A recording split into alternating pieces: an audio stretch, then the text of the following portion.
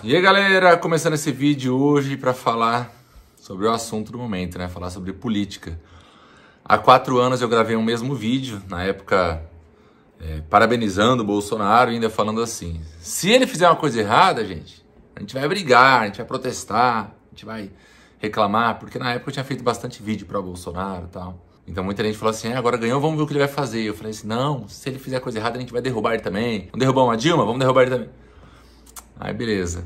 Hoje estou gravando um vídeo para falar que o Lula ganhou. E o grande ponto desse vídeo é por que o Lula ganhou? Por que o Bolsonaro perdeu? E no meu ponto de vista é por conta do próprio Bolsonaro. O Lula não ganhou porque ele é bom. O Lula ganhou porque o Bolsonaro foi ruim. Porque ele teve atitudes ruins, falas ruins, então o povo ficou com raiva e votou no Lula. Era a opção que tinha. Se fosse Bolsonaro e Ciro, Ciro ganharia. Se fosse Bolsonaro... Porque as pessoas estão mais com raiva do Bolsonaro do que com carinho pelo Lula. Tem os doentes pelo Lula? Tem. Mas tem muita gente que eu conheço que está com raiva do Bolsonaro e votou no Lula. Antes de qualquer coisa, quem me segue e me acompanha sabe, eu não voto no 13, não tem como, votei 22. Mas eu não quis gravar esse vídeo antes, porque se eu gravasse antes da campanha, eu creio que poderia prejudicar. Agora já perdeu. Então eu faço questão de gravar porque eu creio que vai ser bom, tanto para quem assistir, quanto se chegar, quem sabe, no Bolsonaro, na família, não sei. Uma das coisas que mais pegou foi ter falado uma coisa antes da eleição e não ter feito depois de eleito. Por exemplo, eu não vou me aliar ao Centrão, eu não vou governar com o Centrão. Depois, para ele conseguir governar, fazer alguma coisa, ele teve que se aliar com o Centrão. E a justificativa dele foi: eu não conseguiria governar sem o Centrão. Mas ele foi deputado federal? Quantos anos, gente? Já não sabia que ia ter? Então por que falou que não ia se aliar com o Centrão? Esse é o lance. Falar e não cumprir. Esse é um ponto. Depois, eu vou indicar um cara terrivelmente evangélico para o STF. Ele foi e indicou o Cássio Nunes, que o povo nem sabia quem que era. Um monte de gente começou a falar: ué, como assim? Mas depois a gente que apoiava ele, tudo arrumava mais justificativa para ir engolindo, né? Sempre assim. Sempre vai passando pano, vai... Não, mas ele é bom sim, mas ele é crente, ele já foi, o Cássio Nunes já foi evangélico, já é terrível, né? Precisa de ver. Sempre arrumando uma desculpa para justificar uma incoerência. Uma coisa que falou uma coisa e fez outra coisa. Questão da Lava Jato. Questão na época tinha o Sérgio Moro lá tal... E começaram a tirar o poder da polícia de investigação. Surgiu aquelas conversas de proteção aos filhos. E por fim, depois, veio a pandemia. A pandemia pegou todo mundo de surpresa, né? Que eram quarentena, todo mundo achava que era 40 dias. A hora que fomos ver, foram 40 meses quase. E a forma que ele conduziu a pandemia, eu acredito que foi um fator determinante para ele ter perdido essa eleição.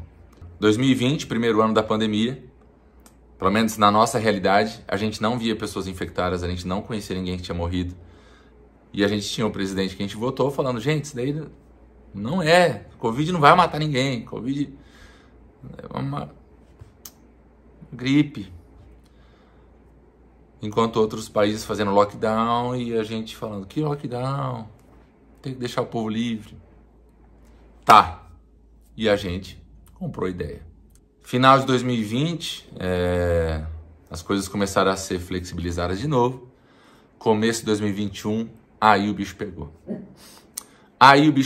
Começo de 2021. Aí a gente começou a ver conhecido com Covid, conhecido morrendo, amigo morrendo, daqui a pouco parente morrendo, e foi chegando perto da gente e falou: caraca, esse negócio é real. E aí surgiram as revoltas. Sempre foi real a doença, então por que relativizou e diminuiu o alcance? Tinha a oportunidade de comprar vacina, porque, por exemplo, outro ponto.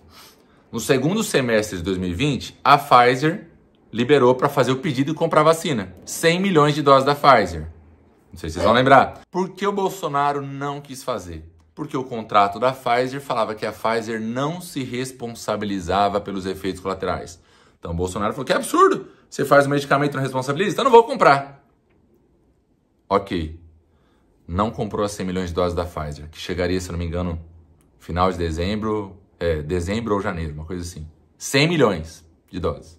Resultado, foi comprar 100 milhões de doses da Pfizer, praticamente quase 8, 9 meses depois, assinando exatamente o mesmo contrato, que a Pfizer não se responsabiliza pelos efeitos colaterais.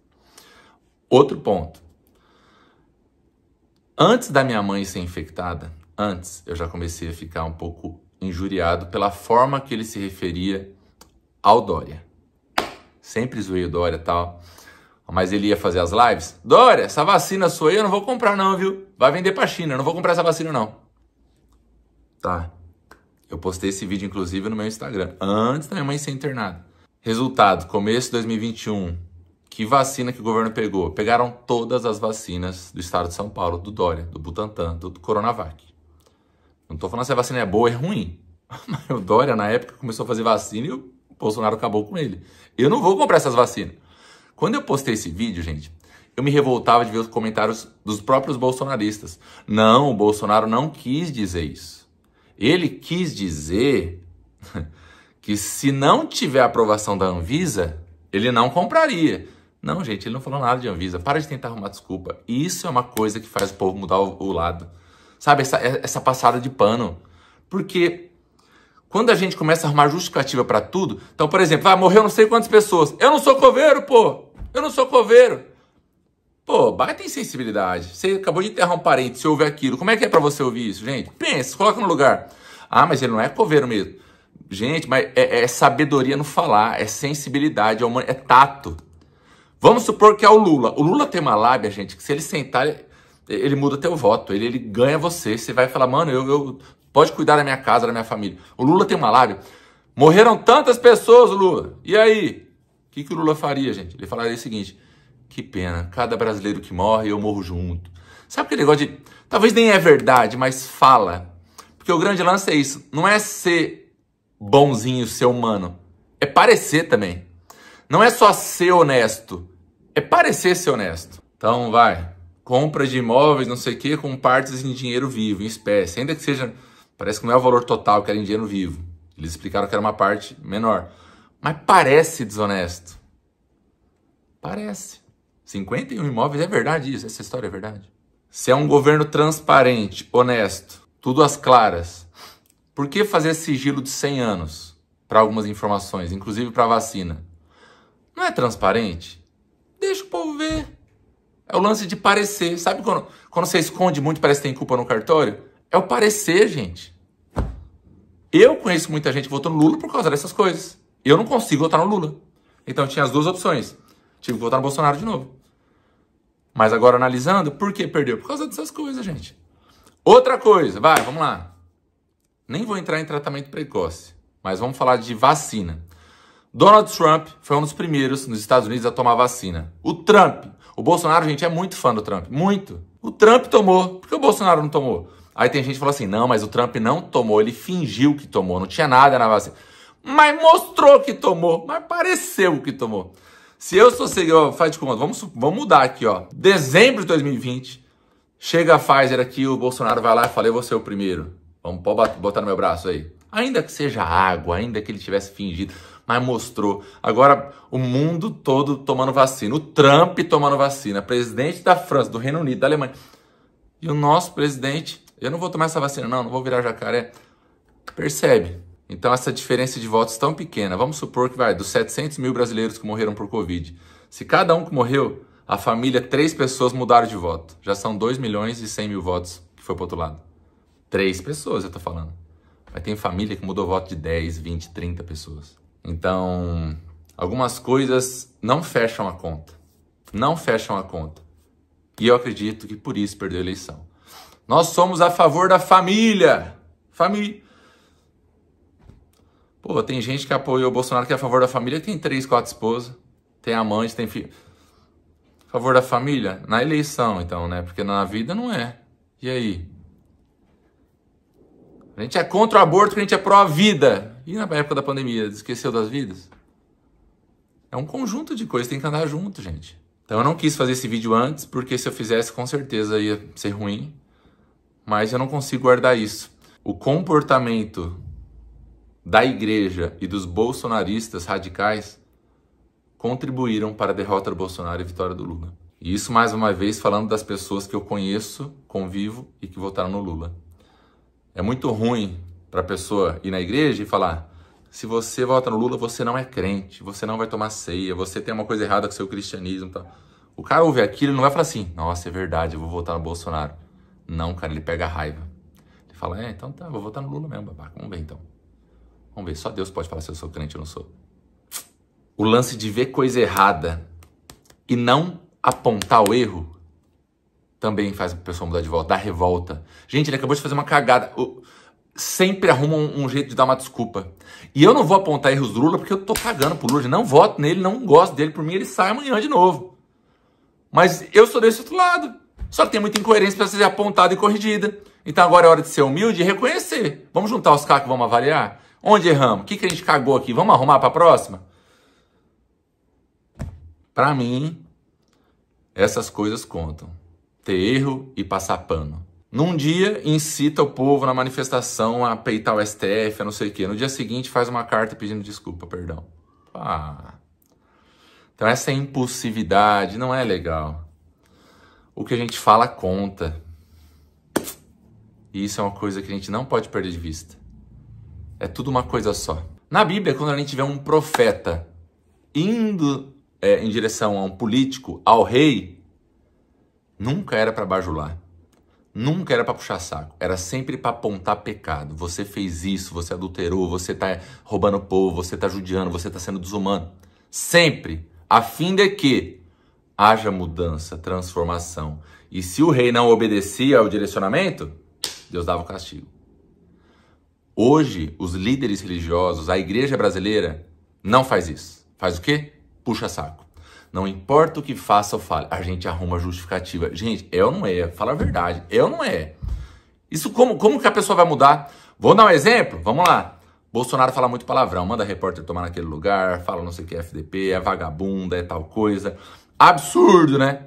Mas daí o crente fala o quê? Prefiro um que fala palavrão do que um ladrão. E a gente fica nessa.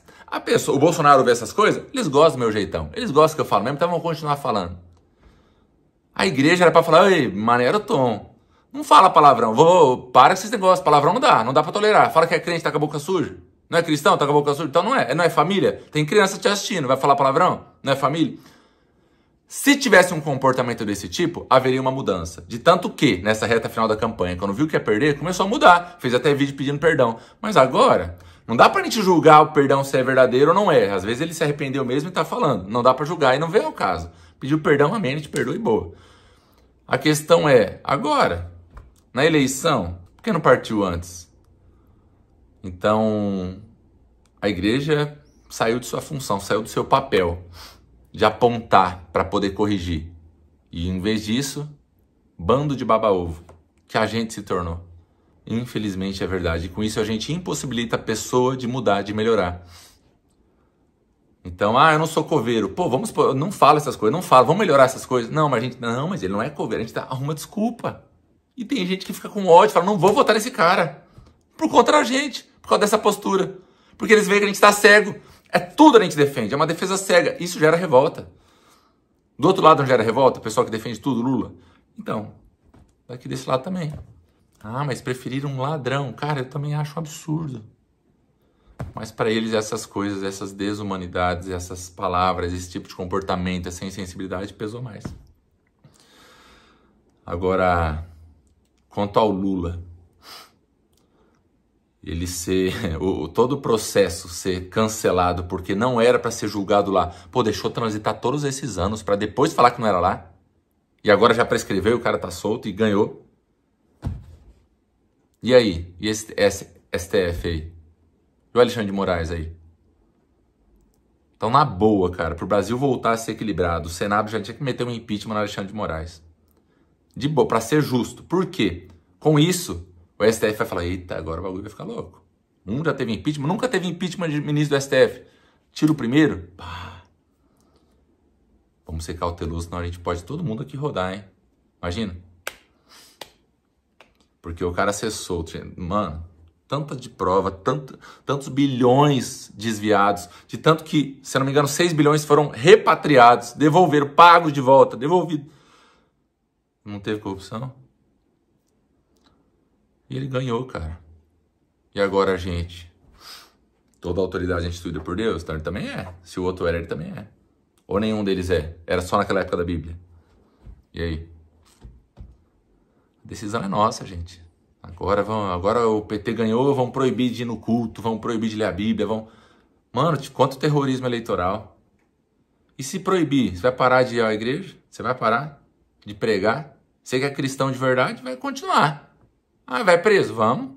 A Bíblia falava sobre isso.